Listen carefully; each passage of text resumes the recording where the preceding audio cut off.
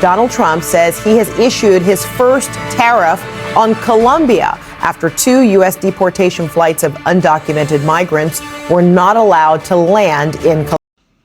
A diplomatic dispute has arose between U.S. President and Colombia President. Yeah, Fred, just moments ago, Donald Trump reacting to the news that Colombia had blocked planes carrying undocumented migrants from delivering those individuals back to their home country, and Trump now retaliating with tariffs and threats of more tariffs. He said, the tension began when Colombian President Gustavo Petro decided not to allow U.S. aircraft to land in Colombia to, bring their people to their country. In a post on social media, quote, "I was just informed that the 2 repatriation flights from the United States with a large number of illegal criminals were not allowed to land in Colombia. This order was given by Colombia's socialist president, Gustavo Petro, who is already very unpopular amongst his people.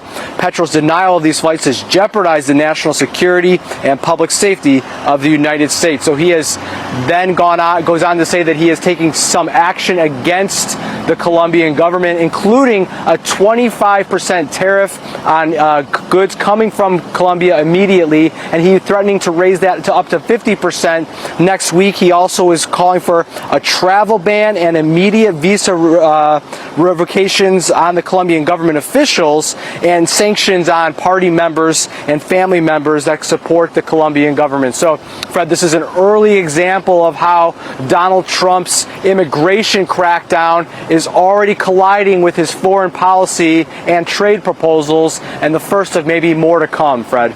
In response, U.S. President Donald Trump announced the imposition of 25% tariff on all Colombians. And then, Steve, how immediate are we talking?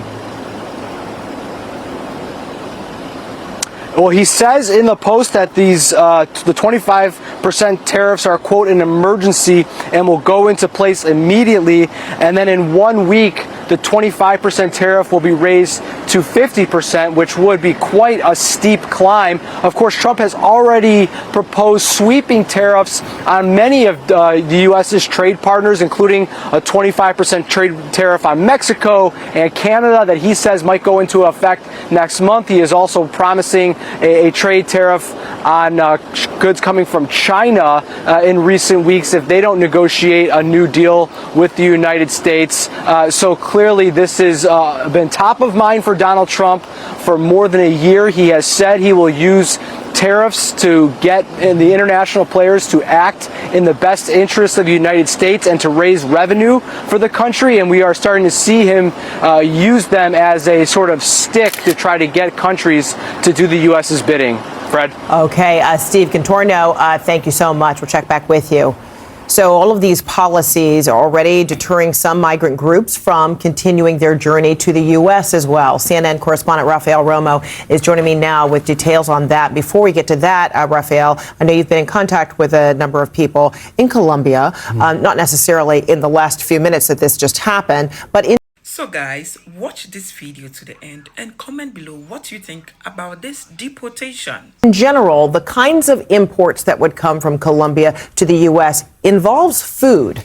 Yeah, and the tariffs then being imposed near immediately, according to, Trump's directive here, would mean any kinds of products would cost more to Americans. That's right. Colombia. There's a very long commercial relationship between the two countries. And as far as I can remember, in the last few decades, the relationship has been very good. We're talking about a lot of agricultural products, bananas, a lot of tropical fruits that we consume in the United States that come from Colombia. And so if you start seeing the beginning of a trade war between the two countries, is going to affect not only Colombia as a producer, but also a lot of consumers here in the United States. Now, when you look at this whole issue, you need to look at the numbers. Facts first. During its first week in office, the Trump administration has arrested just over 1,400 undocumented immigrants. At least the U.S. cannot treat Colombian migrants as criminals. I deny the entry of American planes carrying Colombian migrants into our territory. The United States must establish a protocol for the dignified treatment of migrants before we receive them. And as we reported Saturday, both Mexico and Guatemala said they will allow U.S. military flights transporting their citizens back home. One minor point that I would like to add, there's already a summit being called by Latin American countries to discuss the issue of migration and what's happening here in the United States. And this is interesting. All of this is happening really right now. It's unfolding as we are sitting here. So with these U.S. military flights, we saw from the White House pictures, yesterday and the day before that they were departing with migrants. And now our understanding is those that were landing in Colombia or expecting to land in Colombia today, they will have to turn around. They wouldn't even be able to land on soil to even refuel. Any kind of refueling is going to happen in the air, making their way back to the U.S. And then what we don't know is what happens to all of the people who are on these planes, back on U.S. soil, presumably, if that's where they end up, on these U.S. military flights. And there's a shortage of beds already. It's a problem that the U.S. has had, not right now. It's the same problem that we've seen in previous administrations. And remember, one of the largest groups coming to the U.S. in the last few years was Venezuelans. Guess what? The relationship between the two countries is so bad that Venezuela says, no, we're not going to take any flights whatsoever, whether they are our citizens or not. And so that tells you a lot about what's going on here. Also, what's going to happen to the migrants coming from across the world. Migrants coming from China, which the relationship with the U.S. is not the greatest. Migrants from countries like Nepal. How is the U.S. going to transport all of those people on the other side of the world? But again, very, very concerning, the fact that it seems like we're at the beginning of a trade war between Colombia and the U.S., and that may include some other countries in the near future. Interesting. All right, Rafael, as we learn more, thank you. Those are the figures that were publicly released by authorities on January 23rd, 24th, and 25th. During the same period, Fred, an additional 1,243 undocumented migrants already detained in jails around the country have been identified for removal. But U.S. Immigration and Customs Enforcement data shows the total of removals for last year was over 271,000, which means during President Biden's last year, the average was more than 5,000 deportations per week compared to 2,600 this past week. Regardless of the pace of removals, their rhetoric is already having an impact on would-be immigrants.